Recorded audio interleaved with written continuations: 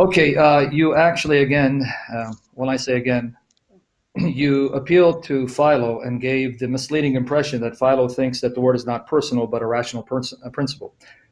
Cite to me anywhere from Philo where he denies the personhood of the Logos. Give me one citation where, for Philo, the Logos is not a divine person distinct from Theos, because you even misapplied Philo's point of the lack of the definite article before Theos and imposed that on John 1:1, which we'll get to in a minute.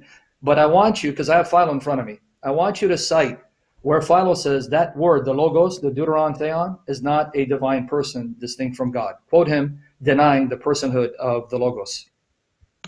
I mean, I'd have to refer you to his whole book, of No, works. you don't have I mean, to. You can quote and show me.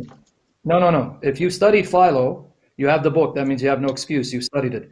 That means you studied in context, unless you're just gold mining, taking snippets out of context. Show me in the context of Philo's writing. It should be easy. You found a statement where he's called Deuteron Theon.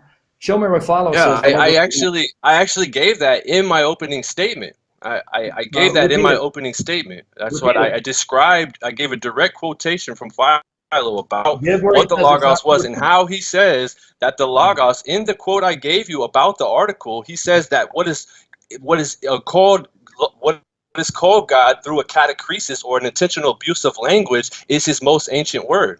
That's what the Logos is. I have to refer to you to his entire work and to see Andrew, and because our time is fleeting, you're filibustering. I didn't ask you to show me where Philo calls him God without the definite article, because that refutes you. You don't call a rational principle and impersonal force a second God unless you believe your ideas are also different human beings distinct from you. Show me where Philo says the Logos is not a person, because what you cited actually assumes he is a person distinct from God, subordinate to God. I'm waiting for the reference. If you don't have it, just say you don't have it, so I can move on to my next question. I don't have it in front of me right now.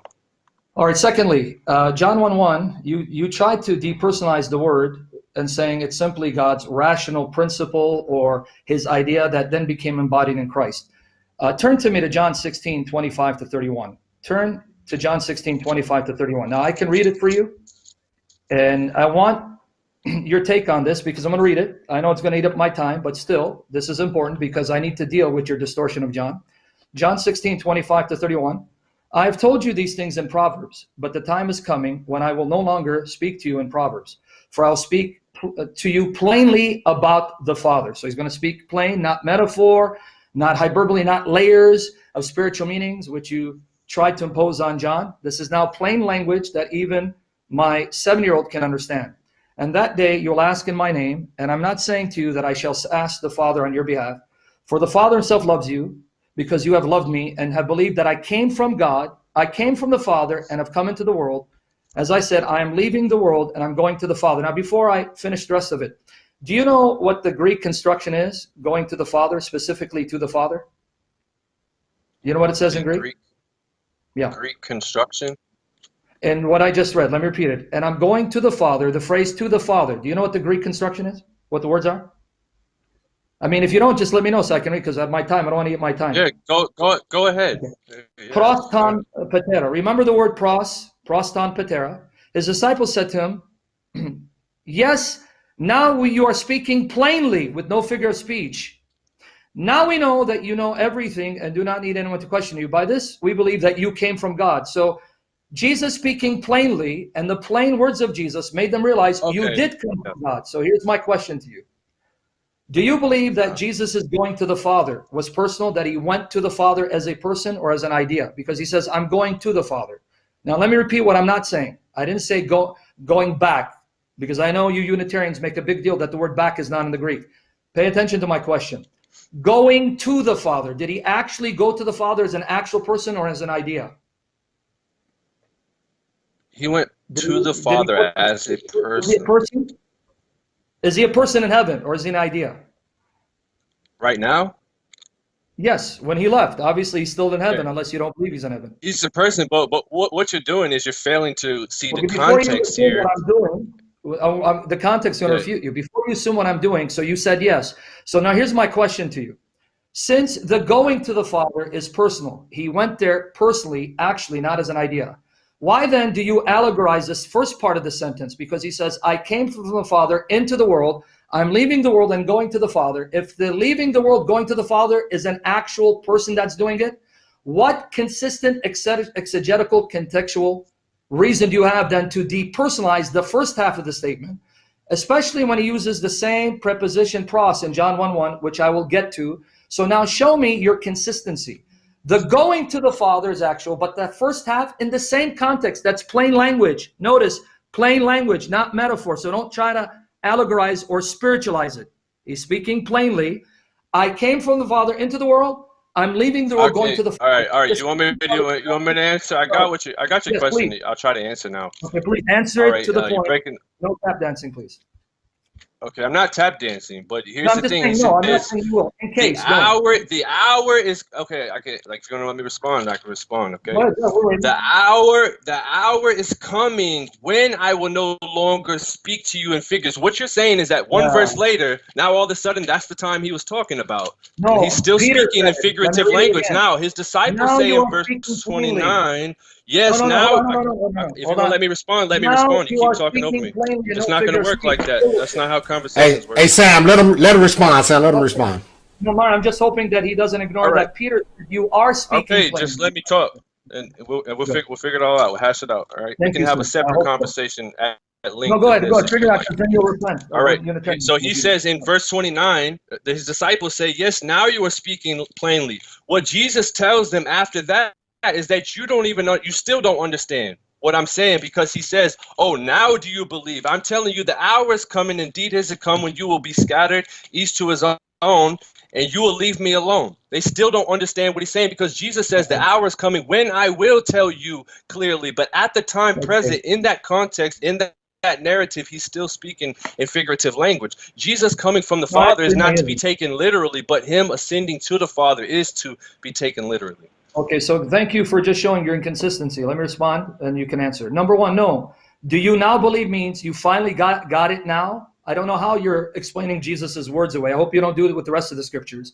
But I want everyone to hear what you just said. The going there, no, he says, do you believe now? Can you read the Greek for me and tell me what the Greek is? What does the Greek mean? I can read English. I can read English. In the English, you have to understand what he's saying. You can read it in any language you want, but if you don't understand what he's saying, it's irrelevant what the language is. What he's saying is that, now you believe, but he proceeds to tell them why they don't really believe. You finally got it, guys. But still, you just refuted yourself. You just said the going there is actual, but the first part's allegorical. Why then do you assume the going is actual? Because after all, according to you, he's still not speaking plainly. So how do you know his words are plain, that he is returning or going there as a person? What makes you think that is plain, but the first part is figurative? Because I've read the whole book. I don't isolate target text and try to magnify those to try to make a point. I've read the whole book and I understand the book as a whole. So I understand this context, and I move, like I said in my opening statement, I move through all the different contexts to understand what's being said. So that's how I can say that, because I understand the book as a whole. I'm not isolating a target text and trying to exploit it to make a point. Well, you are, because let's go back to John 1, see if you understood it. Now, when it says, and the word was with God, do you know what the preposition is there with? Yes, pros. Okay. Did you hear when I quoted John 16? Jesus said he's going to the Father, pros ton patera. And in John 13:3, another passage, well, let me tie it in so you can see where I'm going with this. In John 13, verse 3, Jesus again uses, uses similar language. Jesus, knowing that the Father had given all things into his hands, and that he came from God and was going to God. Going to God, the word to God is pros ton theon. So you just admitted the going to God, the pros ton theon, pros ton patera, means he's going there as an actual person in fellowship with God. On what contextual exegetical basis do you then depersonalize pros in John 1:1 and 2? Let me explain my question again. If it says the word was with God, pros ton theon, and then later in the narrative, the historical Jesus says, I'm going pros ton theon, same Greek construction, pros ton patera, it's same with the difference, instead of saying God, he's saying Father, making it explicit, the identity of that God. You just admit that part, he is going there as an actual person to have fellowship with God. What contextual exegetical basis do you have to then depersonalize the fellowship between the Logos and God, when that preposition and a similar, if not same construction of John 1:1 and 2 is used elsewhere to refer to an actual person going to be with another person to have actual fellowship with? Because you have to understand the prologue as part of the whole book. The prologue is an introductory section that's apart from the whole book. So you have to understand and make sense and find fluidity within the prologue. You have to understand what it means. Okay, so you're trying to say because pros means this here that it means pros there, and that's a problem. And I believe that's the root of your problem. All right, that's time right there. That's time.